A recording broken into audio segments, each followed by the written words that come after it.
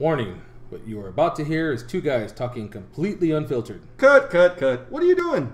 We don't do disclaimers. The show's called Totally Unprofessional for a reason. I'll see what you did. You're wasting our intro time. Yeah. Start the show.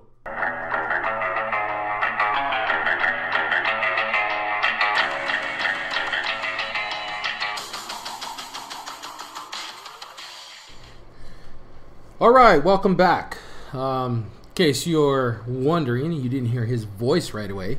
Justin has decided to take a break tonight. He is doing his last fantasy draft, I believe. I think he said it was his last one. So he's out drafting tonight.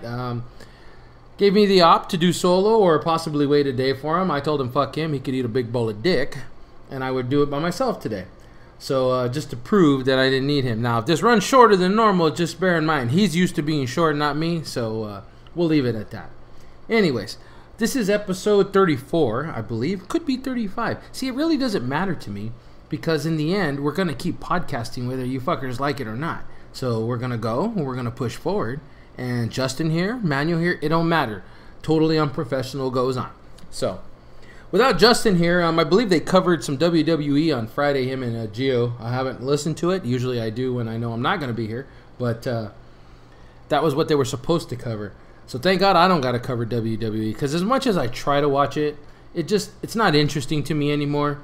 I liked it as a kid when I thought it was real. My heart was broken when I found out Hulk Hogan was just a fake American hero. They played us from the beginning. I didn't like that very much. Storyline started to get a little sour, so I stopped watching for all of probably 6 or 7 years, and then a friend of mine got me back into it. I was a real big Stone Cold fan. Mind you, watching wrestling knowing that the outcome is predetermined has a little bit, it changes your point of view. It's still a sport, don't get me wrong. Those guys are beasts in their own right. I don't care if they are roided or not.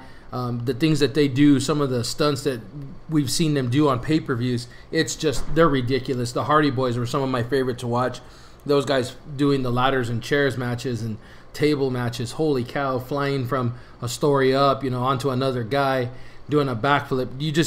You can't imitate that kind of athleticism, and those guys, they really deserve props for what they do. But again, I watched it for a few years, and the storylines they kind of got sour at it. You could tell the writers were going a direction that I just didn't like. It doesn't mean they're not popular, because by all means, they have a huge fan base. Lots of guys that don't get laid watch this. So, hey, touche to them. Everybody has their favorite thing to watch on TV, and that just happens to be some guys. So, we didn't really discuss what we were going to cover today. So this is kind of a rogue episode for me. Me and myself, I'm probably more of a football guy. No, there's no probably. I am more of a football guy. I have recently gotten into basketball. Justin, we've talked about that. He's got me converted to a Boston Celtics fan. So I'm really more of a new age fan than I am a past tense fan. I don't really know anything about their history other than they were a dynasty at some point. But football, that's definitely my forte. That's what I watch more of. I definitely do a lot more research into football stuff. Not as deep as your extreme hardcore fans, but I do. My ESPN goes off almost regularly with football updates, and I love to read the articles on NFL.com, especially when you start getting into scandals and backdrop articles and stuff. Some of the guys' personal lives, which you really didn't know about. Some of them. One of the biggest shockers of the last couple of days, if most of you have been on social media, that idiot Colin Kapernick. And the reason I call him an idiot, and I know people are going to be pissed off about it. I know everybody's going to have a difference of opinion on it, but he decided to sit down for the national anthem. And, I served. My brother served. I have cousins who have served and or are still serving. So military life kind of runs in my family. And one of the things you learn when you're in military life is you're not for politics. You're not for a certain commander-in-chief. Yes, you serve the commander-in-chief, which is the president, but you're not for them. Really what you're out there defending is the idea of America, freedom. That's what you're defending, the freedom to say, the freedom to do, So I don't disagree that he said something. I think he has every right to say something, but he really kind of insulted the integrity of the idea of America. There's people out there that fight. Some return in boxes, some return wounded, some return unscathed physically, but mentally They take a lot of abuse from things that they go through overseas, or even locally, even domestically. Some of these soldiers go through things here, and by not paying respect to the flag, you are not paying respect to the idea of America. If you want to disagree with the politics of America, then by all means stand up and voice your opinion. Throw your 2 cents out there. That's what those guys go and fight for. But for you to disrespect the idea of America, the idea of freedom, that's a no-no. You don't get to do that. I'm sorry. I don't really think anybody has an argument either way for that. You don't get to disrespect the flag. You don't get to disrespect the country in that manner. When that flag goes up, you stand up, you take off your hat, you pay respect to the idea of America, because that's what we're still living in. And in a lot of ways, the idea is all we have left. We got a lot of violence going on. We got a lot of bullshit going on all over the country. And the only thing that we cling to is the hope that everything will get fixed at some point, that the right person, the right politician will come around and put everything the way it was supposed to be. Not every cop is crooked. Not every racial person is a criminal. But every time something happens, we want to blame cops for being power hungry, or we want to blame minorities for being criminals. And that's just not the case. That at that level, there's a lot of corruption going on, but the idea of America is still there, and it's what a lot of people cling to. So again, that flag, that stands for something. When you won't stand up to pay respect to the flag, that means straight up you're an asshole and you need to have your ass kicked out of this country. There's no ifs, ands, or buts about it. There's no other way to say it. You need to get the hell out of our country if you don't like it, okay? Are there bad things going on here? Yes. Are there some bad cops around doing some bad things? Yes. Are there criminals out there doing bad things? Yes. But do not disrespect the flag. I don't have no respect for anybody that does that. I've been discharged for many years. When that flag comes by at a parade or anywhere for that matter, I stop, I look, and I stand at attention still, because that's a respect to that flag. And even if I hadn't served, my brother served honorably for 19 years. Cousins have served for multiple years. An uncle who served 20 plus years. These guys made sacrifices of their personal lives to go over there and serve the country in a freedom capacity. They did it. They did it with honor. That flag represents them as well. You disrespect what the people serve for when you disrespect the flag like that. So, Colin Kapernick, to quote Mr. Justin Southard, you can eat a big bowl of dick, because that's about all you're good for nowadays. And hey, look at the karma coming back on him now. You had the Giants make a real patriotic gesture with their playing of the national anthem and everybody standing up. Now you got talks of him possibly getting cut from the team. I saw a couple of reports today. They don't expect him to be on the roster. Now they're saying it's not politically based, and I don't believe it is. But there's the guy, he's fishing for attention. He's wanting to keep his name in the headlines, and that was just the wrong way to do it. Do you have an opinion? Yes, I'm sure he does. Everybody's got an opinion. But that's the one opinion that I can't say you had a right to say. You had no right to blame the country for what's going on here, okay? I don't see you out on the front line defending or even sponsoring, maybe some kind of programs that help those kind of areas, the oppressed areas, as he called them. I don't see you using any of your money to do any of that, so you don't have a right to say those kinds of things just yet, okay? Just remember that. Because when you're broke and you're alone, there are going to be people who remember what you said, and that was the wrong thing to say about the wrong place. This country is still a great country, and like I said, the idea of the country is what you insulted, not so much the politicians. You could have slandered Trump, you could have slandered Hillary, you could have slandered Johnson, you could have slandered any politician running right now, and nobody probably would have had beyond maybe just a flicker of attention your way. But you insulted the flag, you insulted the country, and that's where that went south on you. So again, you can have a big bowl of dick for breakfast if you're hungry. Some other NFL news. There's a lot going on. End of preseason, week 3 last night. For those of you who don't know, my brother is a big Tony Romo anti-fan. He is a Dallas Cowboys fan. Romo got rolled up on the other day in his game, and turns out he broke a vertebrae in his back, and he is looking at 6 to 10 weeks. This poor guy, I feel bad for him, because he's just trying to stay in there long enough to win. He's just trying to finish what he says he wants to finish, what he's saying he's going to do, and physically he's just not holding up anymore. And the guy, you can't sit here and throw him in the same conversation of say, Mark Sanchez or anybody like that. The guy's got skills. he's able to play the game. Considering the college that he came from a smaller college. You know, he went out there, made the most of his opportunity, and has been able to perform. But this poor guy, he just can't catch a break the last couple of years. Continuous injuries. I heard Chris Collinsworth say last night, it's about time for this guy to maybe step back and evaluate what the quality of his life is going to be now. Because when you start running into back injuries, you know, you might get away with one when you're younger and you'll rehab. And I don't want to say there's no long-term effect, but maybe the long-term effect on you is minimal. Man, when these injuries start compiling on your back and you can't take enough time off to let them heal, especially if you're a professional football player. The impact of a grown man running into another grown man, that's too much for your body. Your body wasn't meant to take that. So at some point, he's got to stop and think, hey, man, I've got kids, I've got a wife, I've got a family. What am I doing to their lives by continually chasing this dream of mine, you know? I hope the guy's not broke. The guy signed a big contract last time out. And it's always possible that he is broke, but I don't think he is. So I don't think money should be the issue. But holy cow, dude, you got some young kids. Enjoying life with your kids at this point has got to become some kind of priority to you. You know, I'm sure that some Cowboy fans, I won't say all, but I'm sure some Cowboy fans would like to see you come back and win a Super Bowl. But holy cow, man, you're a man just like me. You've got kids, you've got family.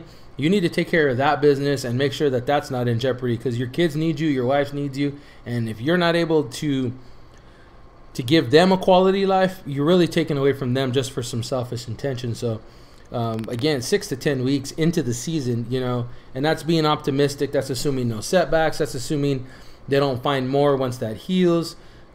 He tried to come back from that, I think it was clavicle last year, came back too early. What happened? He re-injures it, and he's right back out. You know, so he's got to start evaluating some things. He's got to start figuring out exactly what it is he wants out of life, not even just football anymore. He's got to start contemplating life. So it looks like Dak Prescott's probably going to get his opportunity. And before all you bandwagon Cowboy fans jump on, remember, it's only the preseason. He's looked good. He's looked sharp. But, you know, I've seen Des Bryant bail him out a couple of times. I've seen Jason Witten bail him out a couple of times. He is a rookie. You know, for all intents and purposes, he's a rookie. And this will be the first serious action he sees, assuming that he gets the opportunity to start, because they haven't actually named him the starter yet. I did see another report that said the Broncos are reaching out to Dallas to see if they're interested in maybe trading for Mark Sanchez. And poor Sanchez, man, we'll talk about him a little bit too, but they're reaching out to see if Dallas is interested, and really, it's really going to be about if Dallas wants to pay him or not, or do they want to just invest in the future. And I think a lot of that will have something to do with what Romo decides long term. You know, I think Jerry's going to sit down with him and say, look, man, I love you. You've done some awesome things for this franchise since you've been here, but well, you know, what's your life going to be like if you can't continue anymore? You know, if you keep hurting your back, you could wind up paralyzed or something if you're not careful. So I think that conversation will have to happen now that maybe Sanchez is in the cards. I know a lot of people will say, no, we don't want Sanchez. Denver didn't want him, and they've got the best defense in the league. I'm sure there's not going to be very many other teams that are going to want to put some stock in him, but you never know. Two kinds of players always have a job in the NFL: mediocre kickers and mediocre QBs. I don't know why. It's been like that since as far back as I can remember. So if you're a mediocre QB or a mediocre kicker, you got a job in the NFL, no problem. So Dallas, good luck with that decision. I think going the young guy is better. That's just me personally. I'd like to see the young guy start, but you never know. It's in Jerry Jones' hands, and he keeps his cards close to him. His loyalty, you know where it's at. It is with Romo. It is with Garrett. But, I mean, at some point he's going to have to make an owner's decision, and I think that time is here. So I just mentioned the Broncos reached out to Dallas. Mark Sanchez, the Denver Broncos named that kid. What is that kid's name? See if I can find his name. Sam. What is this guy's name? Sam something. I don't remember his freaking name. They named him the starting quarterback. Interesting fact on that. Coming into the season, he was the number 3 quarterback. Okay. Not, I don't want to say not anywhere near the top, but they obviously traded to Sanchez because they felt like he could manage the game better. Like, he had proven he's a game manager, not so much a game winner. You know, he could go in and take care of the ball when need be, but if it came down to it, he just couldn't. He wasn't going to be able to win that game for you, as evident by those AFC championships he lost over with the Jets. So Sam Simeon, I hope I say his name right. That's who was named the starter over in Denver. And again, I'm sorry, Trevor Siemian. Fact check, totally unprofessional. So they named him. He's a 7th round pick. And again, Denver had the perfect opportunity for a quarterback. Number 1 defense returning. They got Von Miller to sign. They got the whole defense coming, pretty much the whole defense coming back. I think Malik Jackson was the only one not there. And it was a perfect situation for Sanchez. So for Sanchez to come in and lose that job to Trevor, that says a lot about where Sanchez is. Maybe not so much where he was. His skills proved that they weren't there with Chip Kelly, which just amazed me that he even got an opportunity out there. This guy started over Tim Tebow twice. I don't know what they're seeing in Sanchez. He's never, he played at USC and he won, but we're not talking about comparisons to like Jared Zambrowski at Boise, who won all those games, or Kellen Moore, who won all those games. You know, Andy Dalton's another one over at TCU, won a lot of games. The guys proved that they could win the games. USC was never about what Mark Sanchez did. You know, he had enough players around him. You know, Dalton was the name player at TCU. Kellen Moore was the name player, although he did have players around him at Boise. Zambrowski, the same thing. It was a team, you know, that was led by a guy. Tebow, you know, Florida, that guy, that whole team was built around him. He had weapons, yes, but these are quarterbacks that have proven they can win in those situations. And Sanchez, I mean, he's proven that he can't win, and yet he still gets opportunity after opportunity. So I read on here that Sanchez's pay, that if he gets traded, is $4.5 million. That's a heck of a lot of money for a guy who hasn't even really done anything in the league. It's kind of ridiculous, you know. But again, Denver, perfect situation for a game manager, and he lost the job. So good luck, Mark Sanchez. I don't know what's going to happen with you. There are definitely places for you. There are teams that need quarterbacks. So you will have a job because, like I said, mediocre quarterbacks, they definitely have homes that with different teams. Another mention on here, Jim Brown agrees with Colin Kaepernick. Holy cow, dude. Come on, man. I don't know how you can agree with him. I really don't. So that's just disappointing to see that people agree with him. Again, his opinion that things need to change, I agree with that, but oppression, I'm sorry, you can't talk about oppression when you come from, I don't want to say a privileged family, but that's, for everything I read, that's exactly what it is. He came from a privileged family. He was abandoned. His father left his mother. Mother decided she didn't want him, and he was put up for adoption, and a white couple adopted him. If that's not the definition of what this country stands for, getting an opportunity, then I don't know what is. He was given an opportunity despite his race. You know, his white parents put him to college, and his athletic ability helped him prosper in college. You know, and his ability also gave him an NFL opportunity. You know, granted he's probably on the way out, but he's gotten the opportunity. I don't see how for people who learn what their abilities are and their gifts are, how they can say this country oppresses you. There are millions of feel-good stories, and I understand there are millions of stories of people not succeeding, but I think the genuine notion of oppression is just not there. It's just not there. I'm sorry. There are a few people who are actually tied up and made to stay at the bottom of the pile. You know, I've met many people who have clawed their way out, and I'm sorry, oppression, that's something you put on yourself. It's not something that this country puts on you. So that's just a simple-minded point of view here. What other kind of NFL stuff we got going on here? Derek Carr, one game good, one game bad. I'm a little confused with this guy. He's shown he can be the quarterback, the next great quarterback, but then he has these games where he misses reads and stuff. I actually picked the Raiders to make the playoffs. I believe they will finish 10-6. I'll stand by that decision. Raiders 10-6. You heard me say it, and he's going to be the reason they either make it or they don't make it. Latavius Murray is going to have to step up his game. You're going to have to get some from Cooper and Crabtree, but I think you're going to know what you get from them. I don't think that's going to be a question mark. It's just going to be whether Derek can progress through his growing stages the way most good young quarterbacks do. With Week 3 in the preseason coming to a close, you probably saw the last of most of the starters. Most of what you're going to see in Week 4 is going to be guys battling for maybe those last 4 or 5 roster spots, practice squad spots. So you get to see a lot of names that you won't hear probably during the season. what'll be fun is to watch some of the you'll see some of these smaller college guys coming out now, the stars of the D2 and the D3. They'll get some they'll get some opportunities that they weren't getting. Cincinnati had a kid last night. I wish I could. Erickson. Looked good. I think he could potentially be a returner, maybe a receiver, if he gets the right opportunity. But I hope they keep him. If not on a practice squad, if not on the active roster, then at least a practice squad. Should be very, very interesting to see. You got Green Bay, not Green Bay, Detroit. No Calvin Johnson. A lot of people wondered how they were going to handle that. They did trade or they did sign Marvin Jones from Cincinnati last year, so they've got Golden Tate and Marvin Jones out there. They're going to be curious because I think Calvin bailed him out of a lot of situations with his athleticism and his ability to still go get the ball. Stafford is a gunslinger, so you don't know what you're going to get out of him play to play a lot like a middle-aged Brett Favre. And there's going to be a lot of things that he's going to have to figure out about himself, and if he's even really able to play the game without somebody like Calvin Johnson. Marvin Jones is good, don't get me wrong, but he is not Calvin Johnson.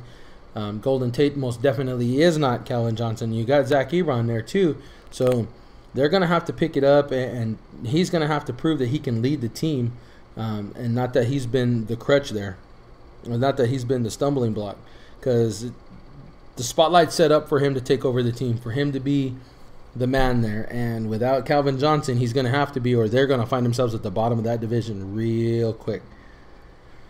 Some other observations. I did get to watch a Cincinnati-Jacksonville game last night. That was pretty interesting. Cincinnati pretty much handled that game in the first half. You know, when the first stringers came out, you can say whatever you want. Like I said, it's preseason. I don't put a lot of stock in it. I do like to see the starting offense move the ball. I like to see the starting defense get some stops. Cincinnati was able to do that. Jacksonville has a talented roster offensively. You know, they got Blake Bortles, Allen Robinson, Allen Hurns. They've got Yeldon and Chris Ivory. That line looked a little bit shaky against Cincinnati's first defense, but that doesn't always pan out for people against Cincinnati's defensive front, because they are good. So I think they showed that they still have some things to fix on the offensive line. They opened up with Green Bay. They did a little bit of talking about that last night.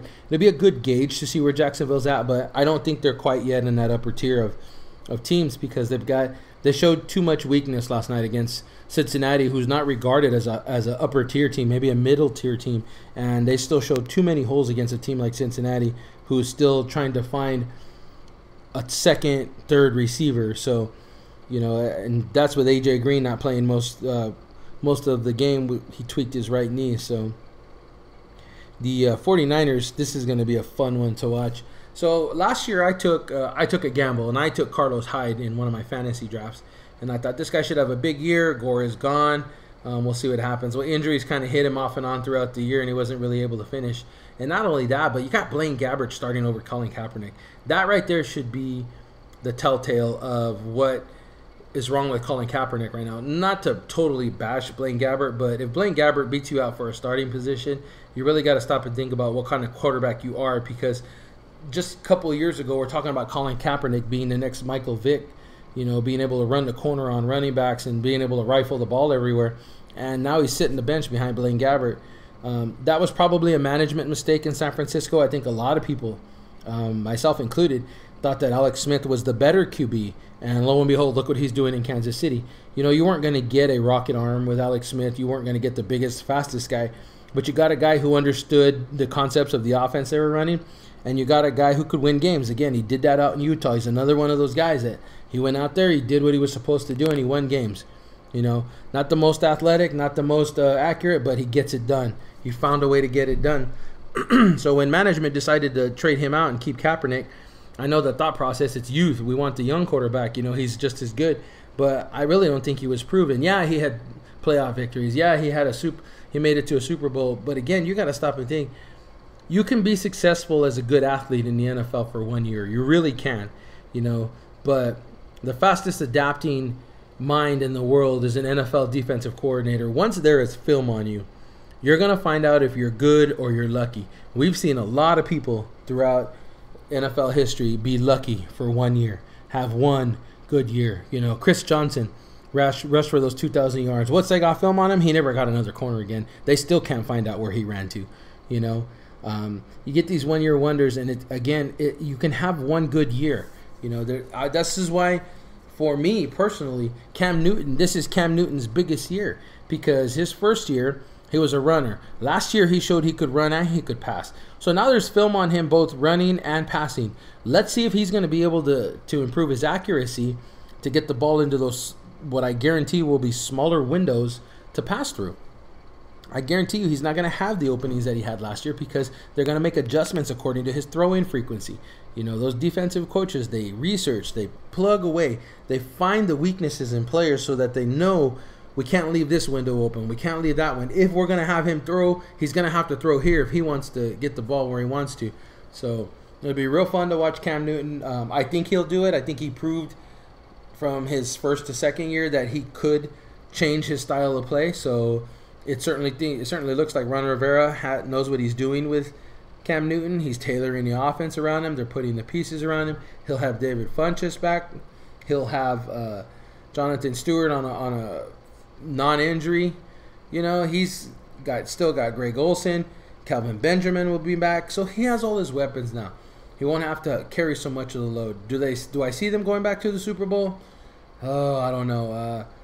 It'd be tough. That NFC is a tough division, and you still got Arizona, who had to finish without Carson Palmer. You got just a couple of teams. Arizona is really the one that comes to my mind. They're tough. They're tough. I'm a big fan of Carson Palmer. He seems to be finding what it looked like maybe Eli was finding towards the end of his career. So there should be some real interesting games in the NFC, just because of the fact that everybody's going to be chasing Cam Newton. Everybody knows that Cam Newton's the bar right now. Cam Newton and the Panthers, they are the bar, and they're definitely going to have to figure something out to stop Cam Newton. So will be fun NFC to watch. AFC, of course, I'm a homer, so I'm going to pick my Bengals. I do think they can take the extra step this year. They're going to have a problem if they can't find a number 2 receiver, because AJ's going to get locked down real quick, you know. They got Bernard coming out of the backfield. They got Tyler Eifert. They're thinking week 4 he can come back. If you can get Tyler Eifert back, it will open up a little bit more for AJ Green. But outside of that, there's nobody proven. I know they signed Brandon LaFell, but he really hasn't done a lot through the preseason. So, and yes, preseason's preseason, but holy cow, I'll tell you what, if he doesn't start producing, there are not many catches behind him after that. You're going to start trusting rookies and stuff, and that's always a tough thing. You know, they got to try to be on the right page with the quarterback is a real tough thing. I don't think Denver can get back, only because of the QB situation. Nobody's defense is that good. We haven't seen a defense that good since the Baltimore Ravens in the early 2000s. That was the last team that won a Super Bowl despite their quarterback. You could argue the Tampa Bay Buccaneers shortly after that, despite the quarterback, they were able to win. The biggest proof that the quarterback will cost you is the Chicago Bears, when they ended up going with Rex Grossman in that Super Bowl. You got to have some kind of stability at quarterback. You got to have someone who can throw the ball if you need to. We don't know what Simeon's capable of. We don't know what he's going to be able to do in crunch time. He's going to have some growing pains. It's a good thing he's got the defense. They'll definitely get into the playoffs, but the defense can't carry. I don't think the defense is good enough to carry them through that at this point. Other teams in the AFC that could potentially cause some damage. You got to think about Houston now. You know, they got Brock Osweiler. They already had a decent defense, so there is some possibilities there.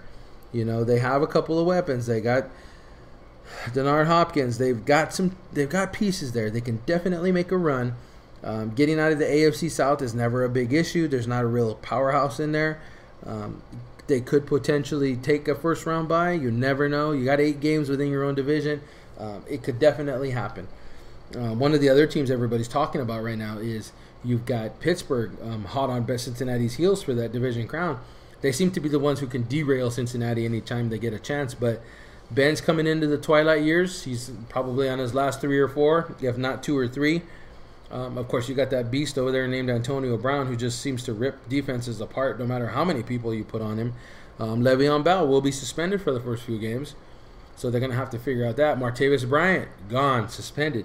So you're looking at a little bit different of receiving core, but that team's not really built on the receiving. They are built on their ability to play defense and run the ball, and they stick to that like nothing. And when they have to throw, Roethlisberger is able to take care of business. You know, A lot of people see them winning their third Super Bowl, but I just can't see them stealing it from Cincinnati 2 years in a row.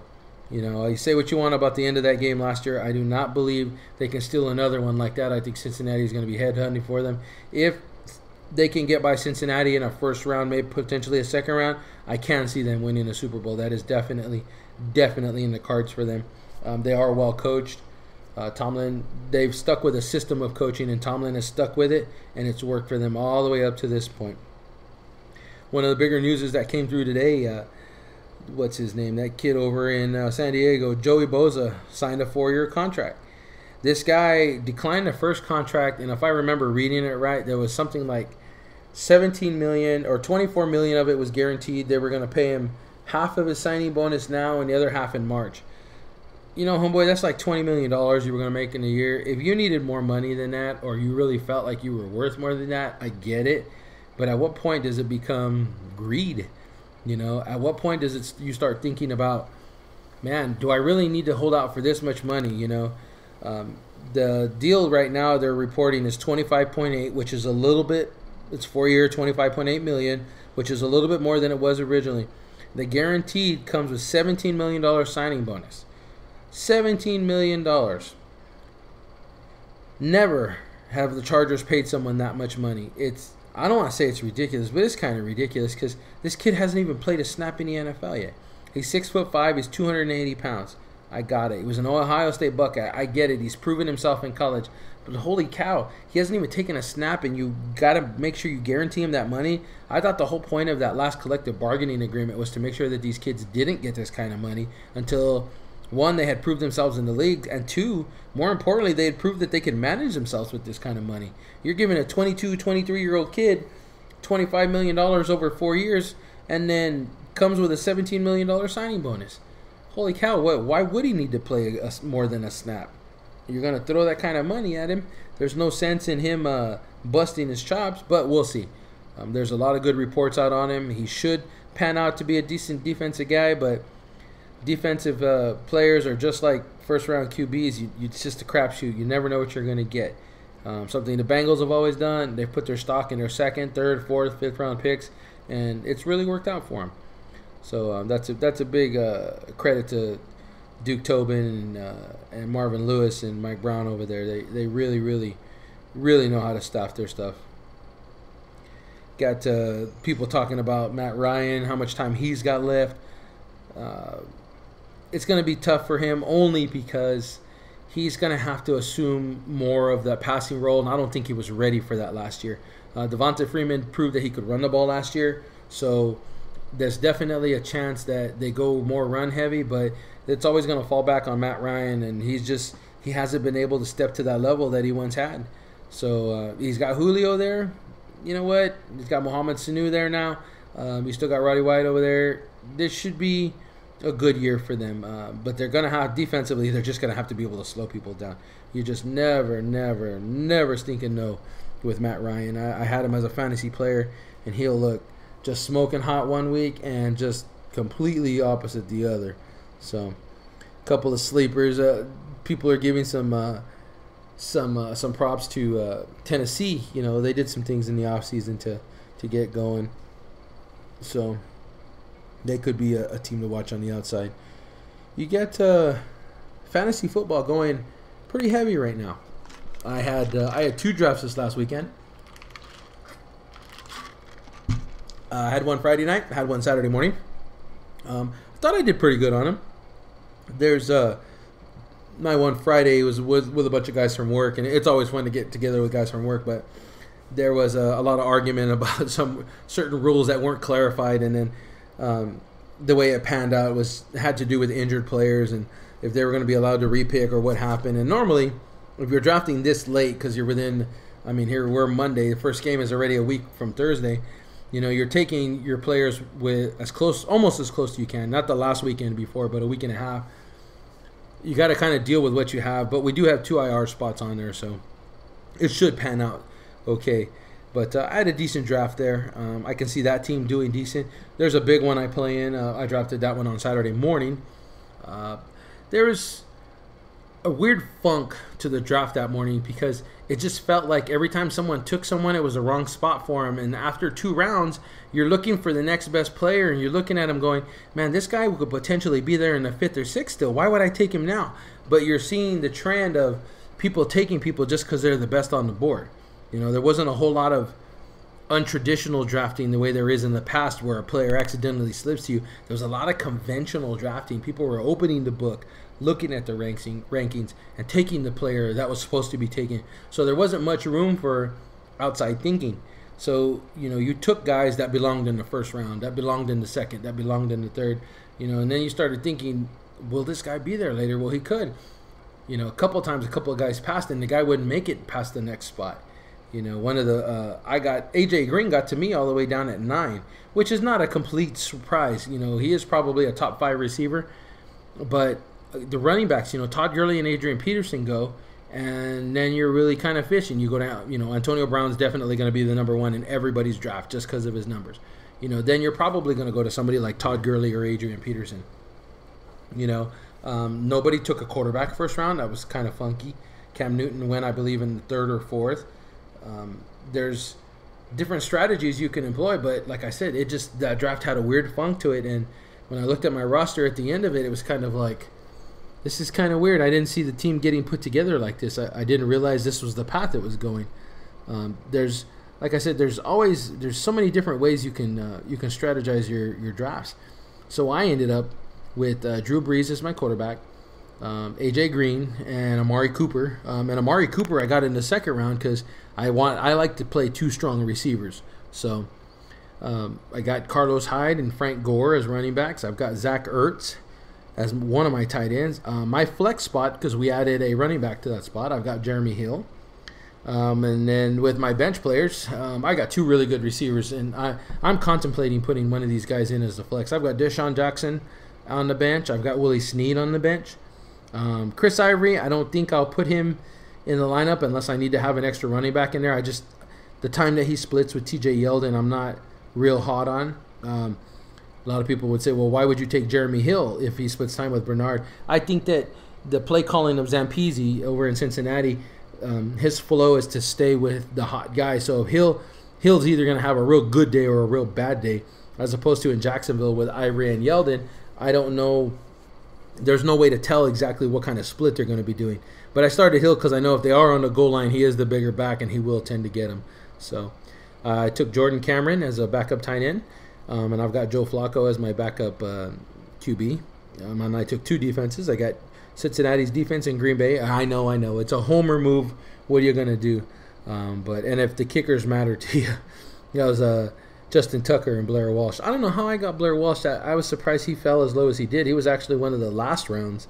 It was kind of curious about why he dropped so far. He is, in my opinion, one of the bigger kickers with the bigger legs in the league, you know, and he's pretty accurate. So I was surprised. But so that was my Saturday morning draft. I had my Friday night draft, and I wound up with Matt Ryan at QB. I've got C.J. Anderson and Jeremy Hill. Yeah, homer move, I know. As my running backs, I had the number 2 overall pick in that league. Number 1 was to Todd Gurley. So I grabbed Antonio Brown right off the bat. That was not even a question. I had him last year in another draft. Again, monstrous numbers. Him alone was keeping me in some of the matches that I really had no business doing. So Antonio Brown, Amari Cooper. Yes, I'm an Amari Cooper fan. I do like that guy. I think he's going to go a long way. And I think when Carr is in trouble, that's where he's going to go with the ball. So I wound up with Greg Olsen as my tight end. I love that guy. He's been my tight end for years. On my bench, I got Justin Forsett at the flex spot over from Baltimore. I think he's going to have a decent year. He had a good year 2 years ago, and a little bit of nagging injuries last year kept him out all year, but he still got the ball. So I think he'll return to form this year. He doesn't have a lot of miles on his legs. You know, he's young for his age because he didn't play a lot early. So I definitely think he can manufacture some points. And I've got the Seahawks defense and the Cincinnati kicker. Some of my bench players of interest. Alan Hearns, Jacksonville receiver. That guy put up some monstrous numbers this year. You could even contemplate making an argument for starting him over Amari Cooper. It's kind of crazy, but that guy was a borderline 1A, maybe 1B receiver last year. put up some very good numbers. I've also got, check this one out, Steve Smith Sr. How often are you going to hear him mentioned in fantasy draft? This guy was supposed to retire at the end of last year. I really thought he was done. Decides to come back. He put up some monstrous numbers last year for his age. Still looked quick off the line. Still looked quick running into the end zone. Made good cuts. He was still able to jump. I mean, I'm surprised he came back, but I'm not. You know, he must still love the game a lot. Must still want to play. Then when they interviewed Whitworth last night from Cincinnati, the defensive tackle, they were asking him, how much longer do you got? He's got 12 years, and that's some mileage on a lineman. And he says, you know what? I still love playing the game. And that's good to hear. You don't want to hear guys saying, well, I'm not ready to retire. You want to hear them say, I still have fun playing the game. Because then when you hear that, you know that they're there for their heart. They're not there for a paycheck, or they're not there just trying to pass time. Those guys legitimately love. They show up and they work their asses off, and that's what you want to see. So I picked up Steve Smith Sr. and one of the other bench players. Not real sure how he's going to do, but I saw him available still, and I had 2 bench spots, so I thought, you know what, I'm going to grab this guy. Starks from Green Bay running back, John Starks. It should be interesting to see how much they use him to supplement Eddie Lacy this year. He had some. He was supposed to just be like a change of pace back last year, but Lacy, everybody saw him come back a little bigger. He couldn't fork a full bell cow load last year. He had to be monitored with how much he was running the ball, or he'd wear himself out. And to me, Lacy's probably a better suited for those late games. I need to hand the ball to somebody that'll just run over people and wear the defense out. So Starks could wind up with some decent carries this year. I think especially now that they know what kind of condition that Lacy's going to be in, what he's going to look like, and to kind of preserve him for the end of games, he's probably going to be, I'm going to say probably next year a 3rd or 4th round running back as a season turns and starts. So we've got a bunch of daily fantasy stuff following too. I do some stuff on DraftKings. They got a $4 kickoff and a $2 kickoff. I think I'd usually do a $4 kickoff a week. Lightning in a bottle. That's what you're hoping to catch on daily fantasy. A friend of mine at work caught some lightning in a bottle with some UFC about a month and a half ago. Hit $10,000. Hit first place or second place on a UFC tournament. It was awesome to see that, man. He got everything lined up for him, and I was real happy for him. You know, cooked up a lot of money out of that, and it's pretty cool to see them do that. Anytime a friend of mine wins a lot of money like that, it's awesome to see. So, off from some football stuff. I think they pretty much made the rounds around the league that time. We never really talked about the end of the Olympics. Some of the stuff that finished from that. I think we saw the last day Usain Bolt. We did see that 400-meter record get smashed. That locked the incident. It's still getting talked about. I wish the guy would just come out and say, I lied. You know, we jacked some shit up. We were drunk. I'm sorry. You know, the guy came, pulled a gun. He wanted some money because we broke stuff and we needed to pay for it, so we gave him money. He needed to just come out and say that. And the guy just, I don't know what keeps people in that situation. You know, you want to lie to get out of it. I'm not going to condone it, but hey, you know what? Everybody does it. But you were busted. You were caught. You need to just cop to it and apologize. You know, I think you would have saved a little bit of face, and I don't think the Brazilian government would have been so pissed off with you. So, again, you just cop to it when you get caught. You know, Bill Clinton finally copped to it after a while, which, by the way, the end of the political season is coming along, and I'm really going to miss a lot of these memes. One of my favorite memes that came out yesterday, actually, was Colin Kapernick. He's standing next to two white people, white man and a white lady, and it says, "These are the white people that oppressed Colin Kaepernick." And then at the bottom it says, "No, wait, these are his parents." And I thought that was awesome today. It was real fun to see the backlash that he brought upon himself. There's people burning his jerseys. It's just funny. I know I already talked about it, but that's going to be the story probably for another week or two, especially with people coming out and saying that they agree with what he did or they would back him up. Like I said, it's a ridiculous concept that he's trying to throw out there. It's a ridiculous idea. You know, I'm getting sick of hearing, pardon the racial reference, but I'm getting sick of hearing black people say that Black Lives Matter and black this and black that. And not many of them are alluding to the fact that most blacks are killed by other blacks. You know, when are you going to stand up and start telling your own race to stop killing your own race? And not to condone what the police do, you know, what the few police have done to some of the, I don't want to say criminals, but to some of the people who have been shot. Because not all the people that have been shot or killed have been criminals. They have done some wrong. It's just that there's such a spotlight on it. Every time it's done, there's an exclamation point behind it. So I'd like to see the black community get more involved in, hey, if we can't stop killing ourselves, how do we expect anybody else not to kill us, you know? And again, when you look at that, these are statistics that have been printed over and over. You know, I don't remember it off the top of my head, but it's such a high number of blacks that are killed by other blacks. I mean, it's almost like an 8-to-1 ratio or something like that, if I remember, you know. So I'd love to see the black community get up and say, you know what, it's enough. We're not going to kill each other anymore. We got to hold each other accountable for this before we can go after the, you know, before we can put a spotlight on what is 1 every 10. Not to downplay, you know, if a cop is wrong for shooting somebody, they need to be held accountable for it, you know. But before you can complain about the small problem, you got to fix the big problem within your own race first, you know. Mexicans, for the longest time, they would hold each other accountable in the fields. You know, hey, are you doing what you're supposed to do out here before we go after the rancher? You know, Cesar Chavez was real good about, these ranchers need to take care of us because we're taking care of their ranches. That was Cesar Chavez's whole thought. You know, we're being treated unfairly, and we're giving them something good, they're giving us something bad. He believed in the equality out there, and that's what he fought for. You know, you may or may not agree with his methods, but that's what it was. You know, the Mexicans held each other accountable, then they went after the ranchers. The black people are not doing that. You know, they don't want to go after each other yet, and I don't know why. You hear some of them mention it. Sometimes you hear it mentioned, but I don't think you hear it mentioned as often as it should be mentioned. I think that needs to be the forefront of everything. You want to boycott cops killing minorities? I'm all for it. You know, I don't think that's as right as anybody else. But holy cow, don't make it sound like that's the only thing that's going on. Like that's why your race is endangered. You know, and they're not endangered, but you can't think that for that reason. You know, blacks are killing blacks at a rate that's 8-9 times faster than anybody else killing them.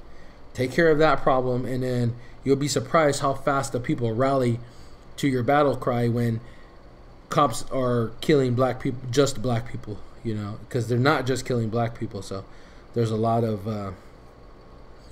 other murder going on outside of cops killing blacks. So ran across an interesting article here. There's some different position battles going on. One I did notice, the Rams quarterback position is up for grab. You got Jared Goff, Case Keenum, and Sean Mannion coming off over there. The funny part to me, well, not funny, but we've talked about Marcus McMaryion on this program before. He's QBing over at Oregon State. He played with Sean Mannion, actually.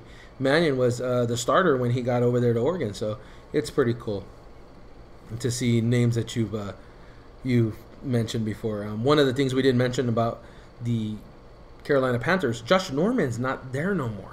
You know, it's going to be interesting to see how that defense recovers, because he was at the point where he was shutting down half the field.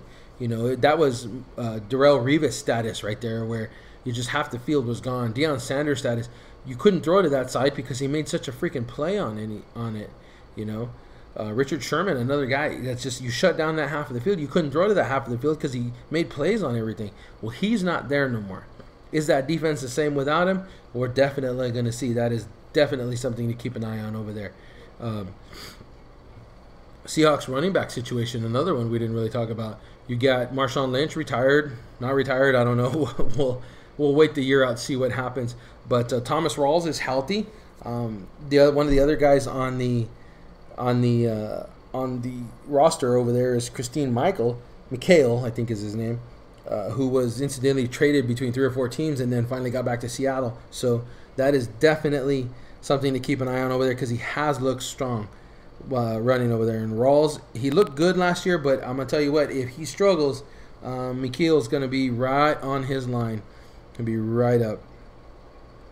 So the other thing we didn't talk about with the Cowboys, there is a running back battle going on over there. You've got Alfred Morris over there from the Washington Redskins.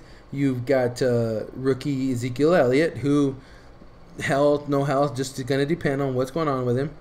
You got Lance Dunbar still recovering from an injury.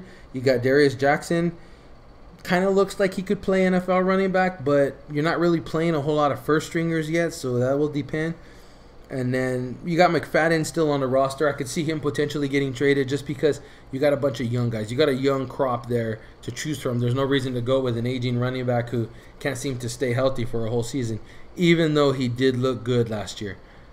He had some glimpses of some of his early Raider days when he was out there. So it's almost a shame, but again, he can't stay on the field. He's going to have a really, really, really hard time keeping a job.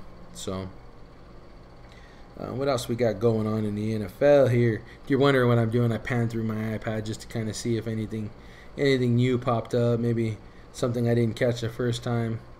You never know. Apparently Trump made a comment on Kaepernick. Maybe he should find another country. That seems to be one of the continuous themes I heard about that. He don't like it. He could get the hell out of here. Well, I couldn't agree with it more.